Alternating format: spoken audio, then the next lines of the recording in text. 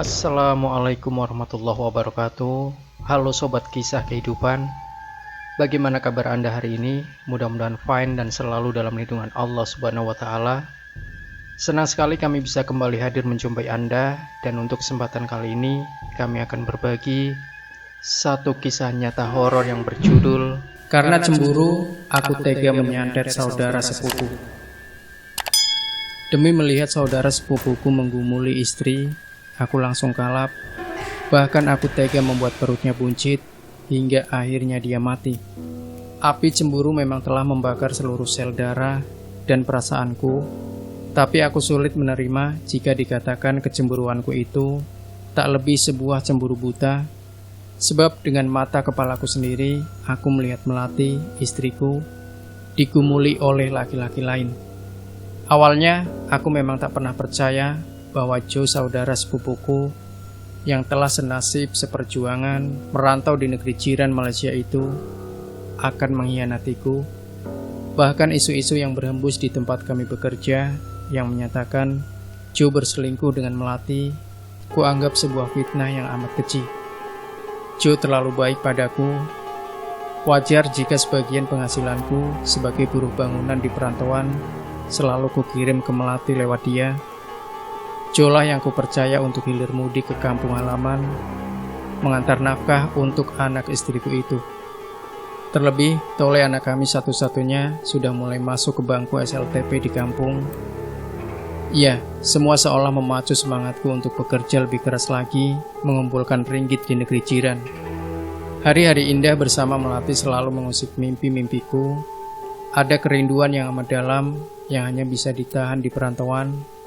Oh istriku, mungkinkah isu itu benar-benar ada dan terjadi atas dirimu, batinku? Lama-lama aku memang mulai gelisah. Terlebih Parto, yang juga teman sekerjaku, tadi siang sempat menasihatiku, memang sebaiknya kamu cepat pulang kampung, Yan. Itu pun kalau kamu tidak ingin rumah tanggamu hancur, ucap Parto pelan sembari mengelus-elus pundakku.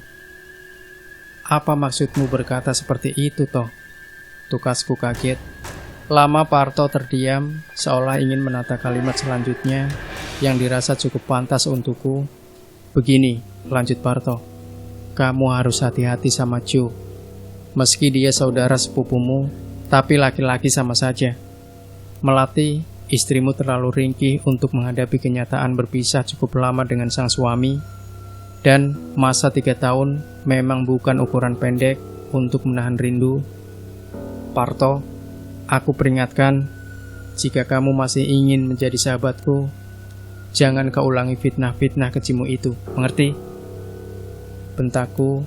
Parto nampak terkejut sekali melihat sikapku. Tahukah kamu, Joe itu bukan orang lain. Pantas istrimu di kampung minta cerai gara-gara omonganmu yang tajam seperti itu. Geramku sambil langsung mencengkeram kerah baju Parto. Kontan, Parto pucat pasi menerima kemarahanku. Dia pun minta ampun sebelum mengeloyor pergi. Tapi diam-diam aku tak mampu membohongi hatiku. Ada bara dalam jiwa atau isu-isu yang beredar di tempat kerjaku itu. Aku tidak tenang. Malah tadi pagi, ibu jariku terkena pukulan palu yang kuayun sendiri. Terlebih, baru kemarin lusa, Joe kusuruh mudik mengantar jatah gaji buat Melati. Duh Gusti Allah, rasanya ingin malam ini juga kuseberangi Selat Malaka yang ada di kejauhan sana. Akhirnya secara diam-diam aku mudik. Tekadku telah bulat, ingin membuktikan isu gila yang sempat berhembus ke Malaysia itu. Terpaksa aku naik pesawat terbang untuk mempercepat waktu. Tapi tak ayal, memasuki terminal terakhir di kotaku tetap menjelang dini hari. Padahal aku memperkirakan selepas maghrib sudah tiba di rumah. Entah dorongan dari mana, aku ingin menuju kampung halaman malam itu juga dengan sebuah ojek. Tapi kira-kira 1 kilometer menjelang rumahku, ojek berhenti. Aku melingkar menembus kebun singkong di belakang rumah, dan dengan mengendap-endap menyusup tepat di luar kamar Melati istriku. Untunglah kamar Melati masih separuh papan, hingga aku bisa mengintip lewat celah-celah sirap itu. Ternyata Melati belum lelap. Dadaku berdegup kencang melihat tubuh istriku yang sintal itu menelentang di atas ranjang. Ia menerawang ke langit-langit kamar, sambil sesekali mengelola nafas panjang. Ya, mungkin sedang memikirkan aku, merindukan aku mungkin. Tole anakku tidak tampak di sampingnya, barangkali sedang menginap di rumah neneknya, sebagaimana kebiasaan Tole sejak kecil. Malam terus bergulir dan merambat ke dini hari.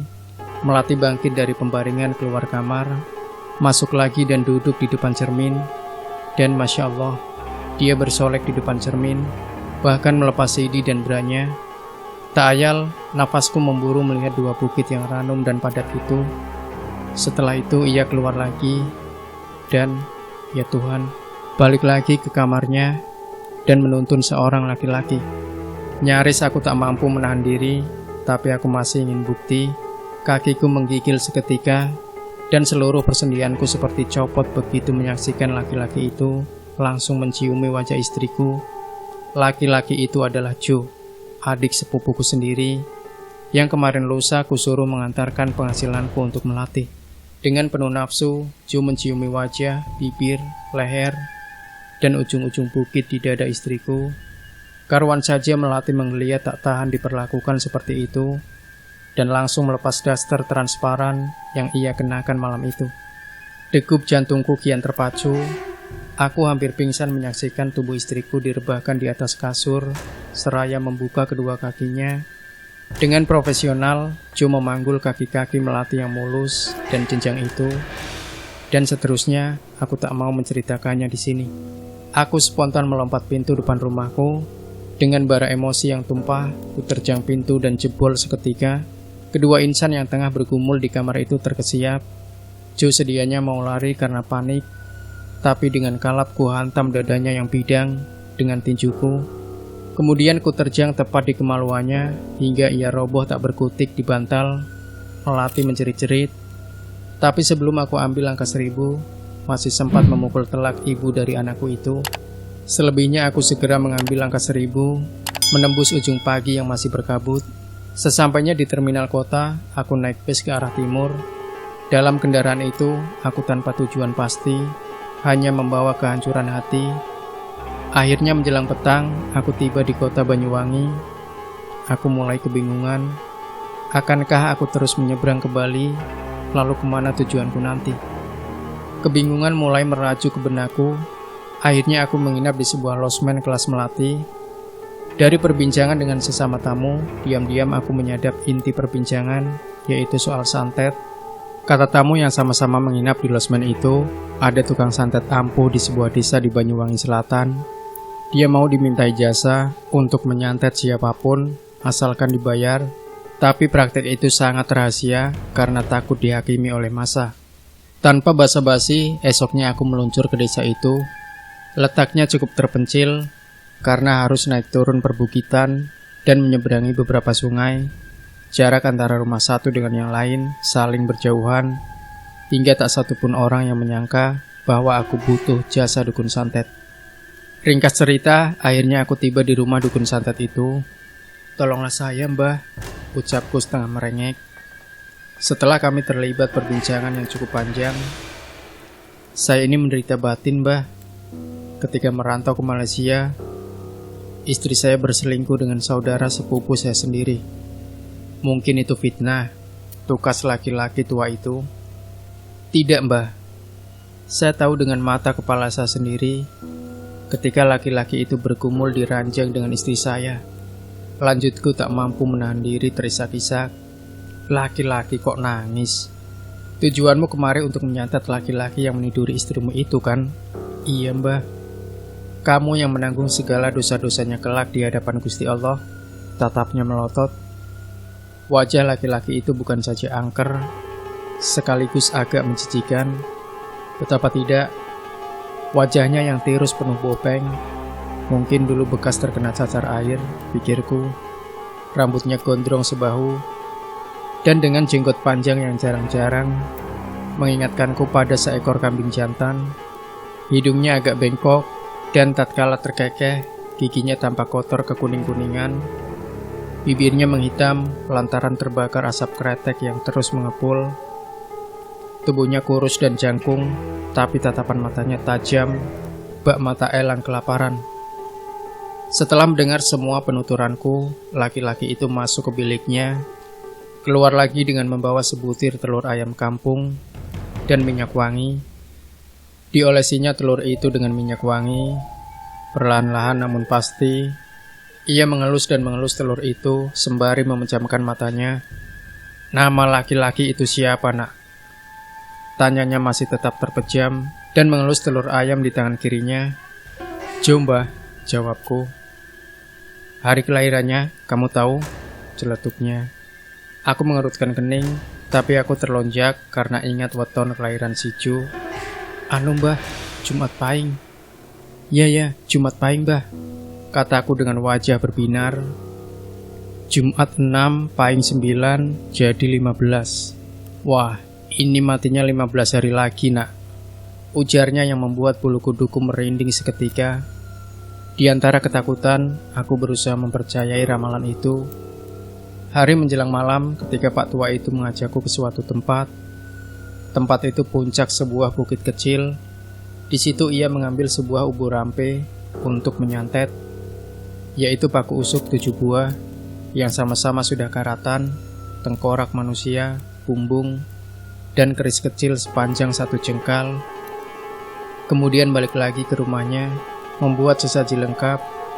Ada bunga telon, kafan, telur ayam kampung, minyak wangi, dan entah apa lagi yang aku tidak mengenalinya. Pak Tua itu lalu membuat boneka dari tepung terigu, mirip adonan roti. Boneka itu diisi mantra-mantra, kemudian digeletakkan di atas nampan bersama ubur rampe tadi. Kemudian dia membakar kemenyan di sebuah anglo pedupaan. Asap dupa mengepul, memenuhi ruangan pribadinya yang sempit. Saya disuruh mengamati 7 butir telur ayam kampung itu. Sekejap kemudian aku terpekik, karena melihat salah satu dari telur itu ada wajah si Jo, saudara sepupuku. Mbah, itu di telur ada wajah si Jo, mbah, seruku. Laki-laki itu membuka matanya dan mencomot telur bergambar Jo itu. Aneh, mirip komputer saja. Pikirku benar-benar penasaran. Telur yang baru dicomot itu dimasukkan ke perut boneka tepung tadi, hingga tampak membuncit atau membusung. Boneka itu sebesar paha yang dilengkapi dengan anggota tubuh, pusar, mata, mulut, dan alat kelamin. Ayo, sekarang kita keluar rumah, ajak Pak Tua. Aku mengikuti langkahnya, ternyata hanya di tengah halaman. Ia menghadap lurus ke barat, di mana kampungku berada.